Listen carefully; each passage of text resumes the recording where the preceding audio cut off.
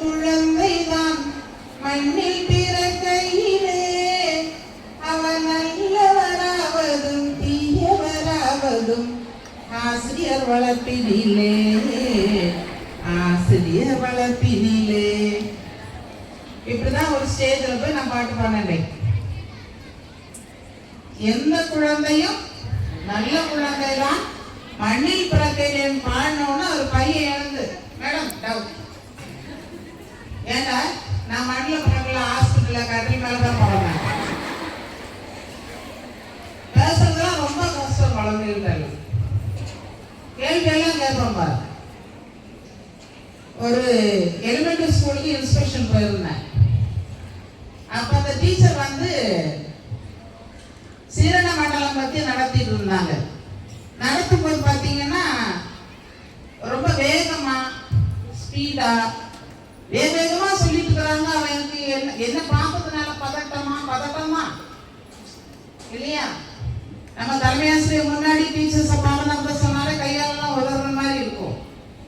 அப்போ பேச சொன்ன உடனே கடகடனா அதுல ஆரம்பிக்கிறாங்க. அவங்க ஏதோ சொல்றாங்க, ஸ்டூடெண்ட்ஸ் எதுவுமே புரிய மாட்டேங்குது. அப்ப நான் சொன்னேன், டீச்சர் என்னப்பா நானும் பேய் மாதிரியா இருக்கிறேன், ஒன்றும் பரவாயில்ல, நீங்க உட்காருங்க, நான் நடத்துறேன்னு அந்த டைட்டிஷன் பார்த்து நான் நடத்த ஆரம்பிச்சேன்.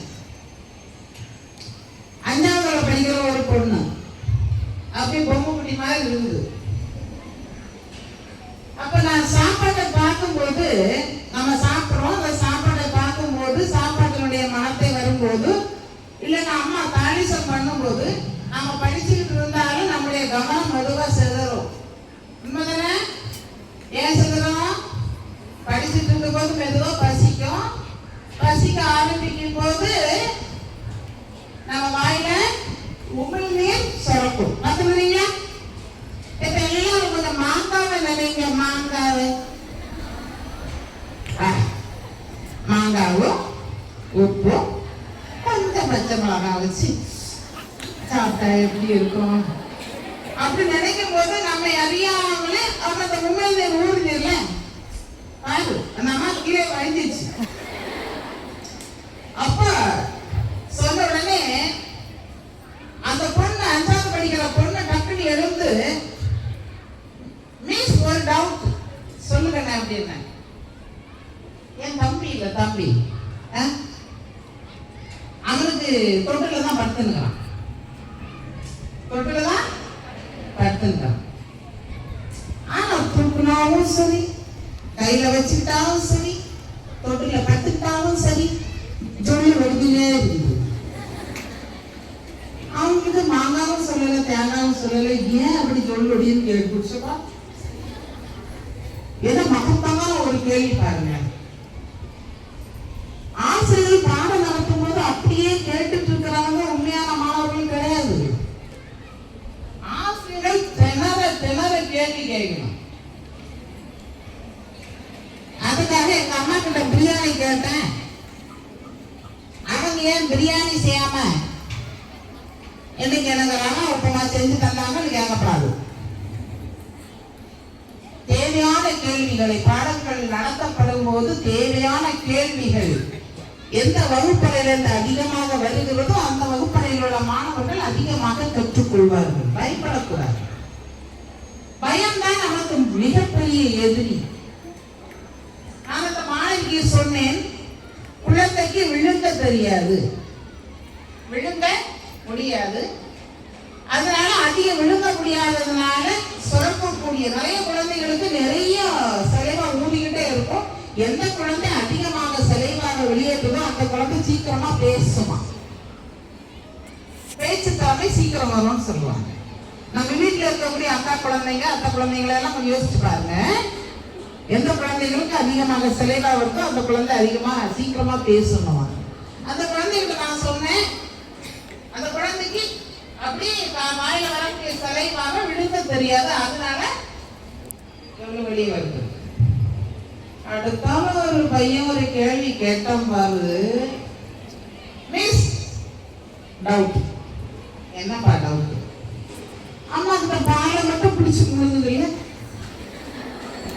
நான் அப்படியே சப்புன்னு சார் தேப்பான். குழந்தை ஒழுங்கா தெரியாத அதனால சொல்லுவாருன்னு சொல்லி எஸ்கேப் ஆகலான்னு பார்த்தேன். பையன் இங்க விட்ட பாருங்களா கேள்வி கேட்டான். அப்ப நான் சொன்னேன், தாய்ப்பாலானது மிக லேசானது, ரொம்ப லிக்விடா இருக்கும். ரொம்ப லிக்விடா இருக்கிறதுனால அது தண்ணி மாதிரி கடகடகடன்னு உள்ள போயிடும்டா, அதனாலதான் ஈஸியாக விழுங்க முடியுதுன்னு சொல்லி அப்படியே ஒரு பெருமூச்சு ஊத்தி எஸ்கேப் ஆயிட்டேன். வகுப்பறையில் என்ன செய்யணும்? நிறைய கேள்விகள் கேட்கணும். எத்தனை மணி கேள்வி கேட்கறீங்க? Teachers be careful. நாளை இருந்து குழந்தைங்க நிறைய கேள்வி கேட்பாங்க, தயாராவாங்க. ஆசிரியர்களுக்கு வேண்டுகோள், எந்த குழந்தை எந்த கேள்வி கேட்டாலும் தப்பான பதிலை மட்டும் ஒருபோதும் சொல்லிவிடக் கூடாது. ஏன்னா குழந்தைங்க நாம சொல்லக்கூடியதை அப்படி வேத மந்திரமா பைபிள் வசனம் மாதிரி ஏத்துக்கிறாங்க. அதனால நம்ம ஆயிரத்து வரக்கூடிய எந்த ஒரு பதிலும் தவறானதாக இருக்கக்கூடாது. என்னிடம் பிள்ளைகள் கேள்வி கேட்கும் போது பதில் தெரியவில்லை என்றால் எல்லாரும் எல்லாம் கற்றுக்க முடியாது. கற்றது கைமண்ணளவு, கல்லாதது உலகளவு. நாளைக்கு புக்ல படிச்சுட்டு வந்து சொல்றேமான்னு சொல்லுவதே தவிர தப்பான விஷயங்களை நாம் எந்த காரணம் கொண்டும் குழந்தைகளுக்கு சொல்லக்கூடாது. இந்த காலத்துல நீங்க என்ன பண்றீங்க? எல்லாருமே ஆளுக்கு ஒரு சோப்பு டப்பா கையில இருக்குது. என்ன சோப்பு டப்பா? போனு. நல்லா தெரியுது சோப்பு டப்பா தான் போனு. அது நம்ம வாழ வைக்க போறது இல்ல. நிறைய ரீல்ஸ் வருது, நிறைய என்னென்னமோ தேவையில்லாத விஷயங்கள், எதெல்லாம் பார்க்க கூடாது, எதெல்லாம் பேசக்கூடாது, எதெல்லாம் வாழ்க்கையில் உதவாதோ அந்த விஷயங்கள் எல்லாம் நிறைய வந்து கொண்டே இருக்கிறது. நாம் அனைவரும் அதில் மூழ்கி விட்டோம். ஒரு வீட்டுக்கு போனா சரியா குடிக்கிறதுக்கு கூட தண்ணி கொடுக்க மாட்டேன்றாங்க. ஏன் சொல்லுங்க? அது சாயந்தரம் 6 மணிக்கு மேல போனீங்கன்னு வச்சுக்கோங்க, தண்ணியே கிடைக்காது. ஏன் சொல்லு? ஏன் சொல்லு?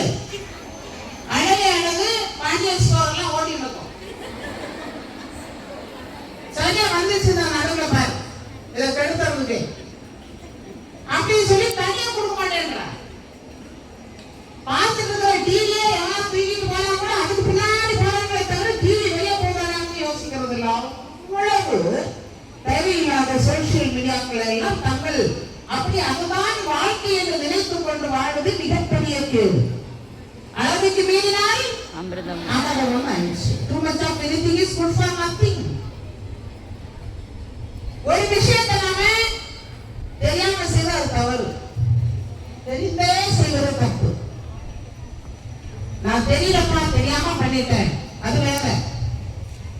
தவறு என்பது தவறி செய்வது, தப்பு என்பது தெரிந்து செய்வது. தவறு செய்தவன் திருந்த பார்க்கணும், தப்பு செய்தவன் வருந்தியாகணும். தவறுனா என்ன? நம்ம கையில பேனாவே இல்ல, பக்கத்துல இருக்க பொண்ணு 5 பேனா எடுத்துக்கிறான். எத்தனை பேனா? நம்ம கிட்ட இருக்கிற ஒரு பேனா எடுத்து பார்த்தா அந்த பேனாவே இருக்கோ இல்ல. கேட்டா தருவாளா? தரமாட்டா. என்ன பண்ணலாம்? கொஞ்சம் அசல் போது ஒன்னா தூக்கிடலாம். அப்படி இதை தூக்கி கையில வச்சுக்கிட்டு எப்ப கேட்பாளோ பார்த்துருவாளோ எடுத்துக்கவே, ஐயோ தப்பு பண்ணிட்டமேனு மனசு இருந்து படான்னு அடிச்சு. அப்புறம் அவ பேனாவை தரும்போது இந்த அடி என் எழுத பேனா எல்லாமே எடுத்துக்கண்டி தெரியாம பண்ணிட்டேன் அப்படின்னு கொடுத்துட்டா அந்த விஷயத்தான் என்னது தவறுன்னு சொல்லுவோம். தப்புன்னு தெரிஞ்சுமே செஞ்சா அதுக்கு மன்னிப்புண்டா? உப்பை தின்னவன் தண்ணி குடிப்பான், தப்பை செய்தவன் தண்டனை கொள்வான். தப்பை செய்தவனுக்கு கண்டிப்பா என்ன உண்டு? தண்டனை உண்டு. எந்த சூழ்நிலையிலும் ஒழுக்கத்தை இழந்து விடாதீர்கள் என் அன்பான செல்வங்களே. ஒழுக்கம் எப்பவுமே நான் அதை பத்தி தான் பேசுவேன். Don't make your life, make your character like a garden in which everybody can walk. Don't make your character like a garden where everybody can walk. Make your character like a sky, which everyone desires to reach. புரியுதா? உன்னுடைய வாழ்க்கையை எல்லோரும் நடந்து சொல்லக்கூடிய குணநலன்கள் கொண்ட ஒரு பூந்தோட்டம் போல மாற்றிக் கொள்ளாமல் உன்னுடைய வாழ்க்கையை மற்றவர்கள் எல்லாம் உன்னுடைய கேரக்டரை உன்னுடைய குணநலன்களை மற்றவர்கள் எல்லாம் தொடர வேண்டும், பிடிக்க வேண்டும், இதை போல் வாழ வேண்டும் என்று எண்ணப்படியாக வானத்தை போல் உயர்த்திக் கொள். எல்லோரும் உன்னை பார்த்து கற்றுக்கொள்ள வேண்டும். இவர் இன்னார் பெற்ற பிள்ளை எப்படி வளர்த்துக்கிறாங்க பத்தியா? பெற்றோருக்கு எந்த காரணம் கொண்டும் கெட்ட பெயர்களை வாங்கி கொடுக்கக்கூடிய குழந்தைகளாக நாம் பூமியில் வாழக்கூடாது. எப்போதெல்லாம் வாய்ப்புகள் கிடைக்குமோ அப்போதெல்லாம் உங்கள் திறமையை வெளிப்படுத்த கற்றுக்கொள்ளுங்கள். முதலில் உண்மையை உணர்ந்து கொள்ள வேண்டும். உனக்குள் என்ன திறமைகள் இருக்கிறது என்பதை நீ தெரிந்து கொள்ள வேண்டும். அதனால் தான் பாடினான், உன்னை அறிந்தால் நீ உன்னை அறிந்தால் உலகத்தில் போராடலாம், உயர்ந்தாலும் தாழ்ந்தாலும்.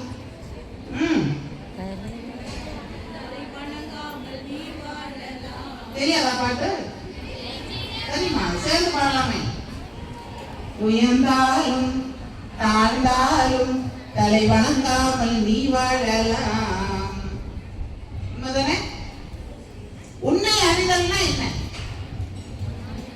உன்னை அறிந்து கொள்ளுதல் அப்படின்னா என்ன? நமக்குள்ளால என்னென்ன திறமைகள் இருக்கிறது, அந்த திறமைகளை நாம் எவ்வாறு வளர்த்துக் கொள்ள வேண்டும் என்று நம்மை நாம் முதலில் அறிந்து கொள்ள வேண்டும். எவரொருவன் தன்னை அறிந்து கொள்கிறானோ அவன் உலகை அறிந்து கொள்வான்.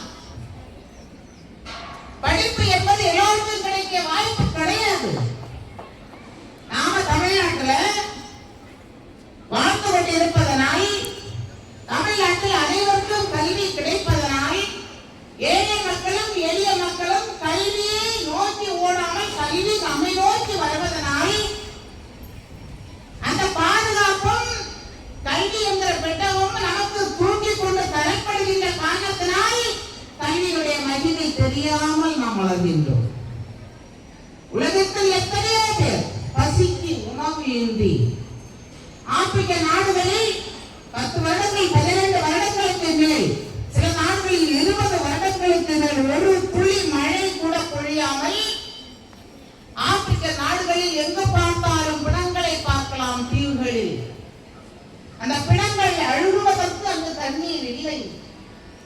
தண்ணீர் இருந்தாலோ ஈரப்பதம் இருந்தால் மட்டுமே அந்த பிணங்கள் அழுகும். எங்கு பார்த்தாலும் உலர்ந்த எலும்பு கூடுகளை காணலாம். காரணம் பசி. பசி பசி கொடுமை. காசாவில் போர் நடந்து கேள்விப்பட்டிருப்பீர்கள். காசா பகுதியில் எத்தனையோ கோடீஸ்வரராக செல்வங்களாக செல்வந்தர்களாக வாழ்ந்தவர்கள் தங்கள் போரினால் வீடுகளை சொத்துக்களை தாங்கள் சம்பாதித்த அத்தனையும் இழந்து கொண்டு தெருக்களில் நின்று கொண்டு அவ்வப்போது யாராவது தொண்டு நிறுவனம் எடுத்து வரக்கூடிய அந்த உணவை பெறுவதற்கு அந்த குழந்தைகளும் அந்த பெற்றோர்களும் பெரியோர்களும் படுகிற பாடு இருக்கிறதே. ஒருவேளை உணவு கிடைக்கவா என்று ஏங்குகிறவர்கள் உலகத்தில் கோடி கோடியாக இருக்கிறார்களே என் அன்பான செல்வங்களே. அதனால் கிடைக்கிற உணவை, அது காலை உணவாக இருந்தாலும் சரி, அது வீட்டில் செய்த தருவதாக இருந்தாலும் சரி, மதியம் நீ உண்ணுகின்ற உணவாக இருந்தாலும் சரி, எந்த உணவாக இருந்தாலும் சரி, ஒரு பருக்கையை கூட நீங்கள் வீணடிக்க கூடாது. நமக்கு கிடைக்கக்கூடிய உணவே நாம் வீணடிப்போம் என்றால் மிகப்பெரிய பாவத்தை செய்கிறோம் என்று அர்த்தம். எந்த காரணம் கொண்டு உணவை வீணடிக்காதீர்கள். இது உங்களுக்கு வைக்கக்கூடிய 2வது கோரிக்கை. ஒழுக்கத்தோடு வாழ கற்றுக்கொள்ளுங்கள். ஒழுக்கம் மீதிலும் ஓம்பப்படும். Once character is lost, everything is lost. ஒழுக்கம் இல்லாத வாழ்க்கை வாழ்க்கையாக கருத முடியாது. என் அன்பான செல்வங்களே, காலையில இருந்து நாங்க வெயில்ல உட்கார்ந்துருக்கோம். நீங்க எல்லாம் மேடல உட்கார்ந்துட்டு நிழல்ல பேசிட்டு இருக்கீங்க. உங்களுக்கு எல்லாம் எங்க சூடு பத்தி என்ன தெரியும், எவ்வளவு கஷ்டப்பட்டோம் தெரியுமான்னு அவங்க ஒரு பொண்ணு என்ன திட்டுது. கொஞ்சம் வேகமா நிறுத்திடுங்களேன், பேசுறது போதுமே. படிக்கணும் படிக்கணும் படிக்கணும், தொடர்ந்து படிக்கணும். படிப்பு என்ன செய்யும்? உன்னை உயர்ந்த இடத்தில் வைக்கும். உயர்ந்த இடத்தில் இருக்கும் போதுதான் நீ மதிக்கப்படுவாய். உயர்ந்த இடத்தில் இருக்கும் போது உலகம் உன்னை மதிக்கும். உன் நிலைமை கொஞ்சம் இறங்கி வந்தால் நிழலும் கூட மிதிக்கும். மதியாத தலைவாசல் மிதிக்காதே என்று மானமுள்ள மனிதருக்கு அவை சொன்னது. அவை சொன்னது அதில் அர்த்தம் உள்ளது. உலகில் உயர்ந்த இடம் என்பது என்ன? பெற்றோரும் பெரியோரும் சுற்றத்தாரும் நம்மை சூழ்ந்திருப்பவரும் ஏழை பணக்காரன் என்ற வித்தியாசம் இல்லாமல் அனைத்து மக்களும் போற்றும் விதத்தில் நம்முடைய குணநலன்களும் செயல்பாடுகளும் பிறருக்கு உதவி செய்யும் தன்மைகளும் அமைந்தால் அனைவரும் என்ன செய்வார்கள்? நம்மை போற்றுவார்கள். இந்த பொழுதில் பெரிதோர்க்கும் தன்மகனை சான்றோன் என கேட்ட தாய் என்று வள்ளுவர் கூறியது போல நாம் பெற்றவர்களை பெருமைப்படுத்தபடி வாழ கற்றுக்கொள்ள வேண்டும்.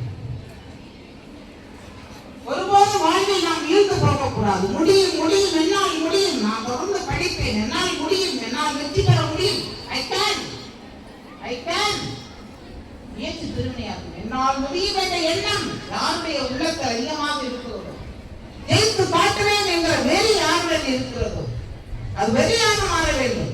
என்னுடைய இலக்கை நான் எப்படியாவது எட்டி பிடிப்பேன் என்ற குறிக்கோளோடு எந்த மாணவன் எந்த மாணவி போட்டியிடுகிறாரோ வாழ்க்கையில் அவர்கள் கண்டிப்பாக தாங்கள் நினைத்ததை ஒரு நாள் சாதிக்க முடியும் என்பதை மறந்து விடார்கள்.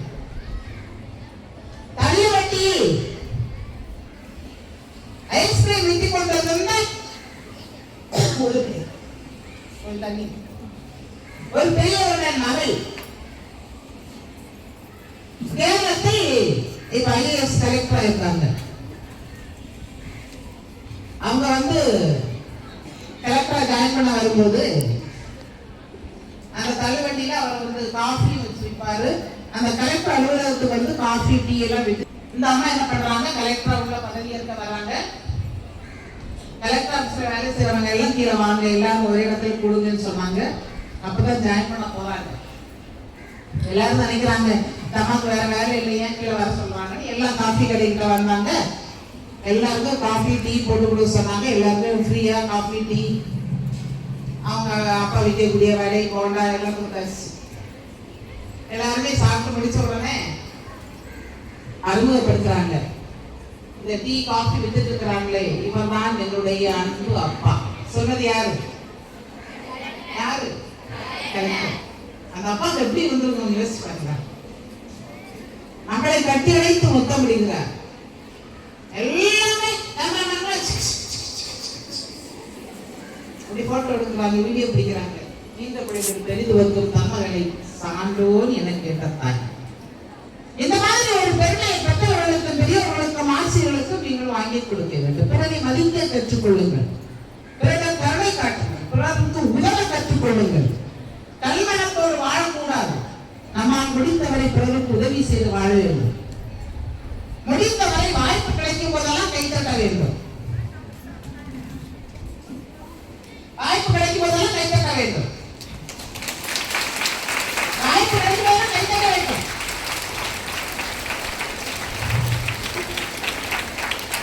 கைத்தட்ட கூட சரியா தரணும்.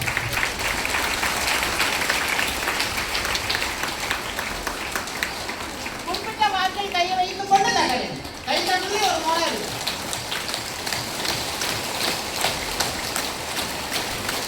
இப்படி கைத்தட்ட கூடாது. அறிவியல் படி உடலில் உள்ள அத்தனை நரம்புகளும் உள்ளம் கைகளிலும் உள்ளம் கால்களிலும் சென்று முடிவடைகிறது. கை தட்ட வாய்ப்பு கிடைக்கும் போதெல்லாம் நீ கை தட்டினா என்ன? நரம்புகள் அத்தனையும் தூண்டப்பட்டு மூளையில் ரத்த ஓட்டம் அதிகமாகிறது, உடலில் ரத்த ஓட்டம் அதிகமாகிறது, மூளையில் உடலில் சுறுசுறுப்பாக வேலை செய்கிறது. அதனால் வாய்ப்பு கிடைக்கும் போதெல்லாம் என்ன செய்யலாம்? கை தட்டு வச்சு தட்டலாம்.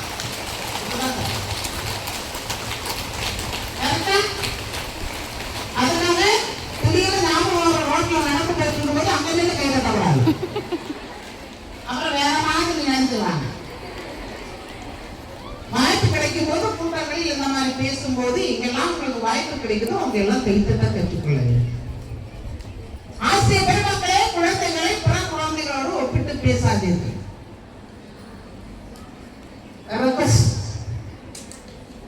பெற்றோர்களும் அதே போல ஆசிரியர் பெருமக்களும் சரி, மாணவ செல்வங்களும் சரி, உங்களை பிறரோடு ஒப்பிட்டு பார்க்காதீர்கள்.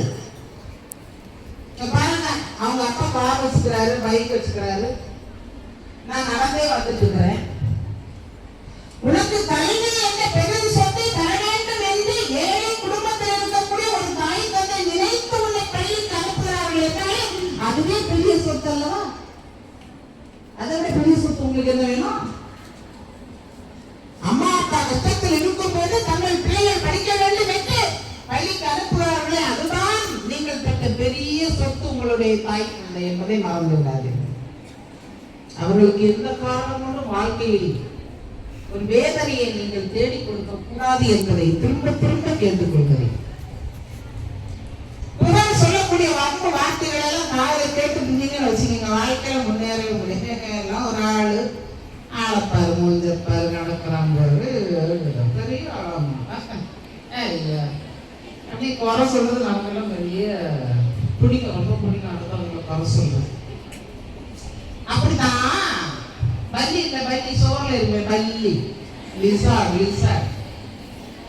ஒரு கோயில்ல கோபுரத்துல நிறைய பல்லிங்க லிசார்ட்ஸ்.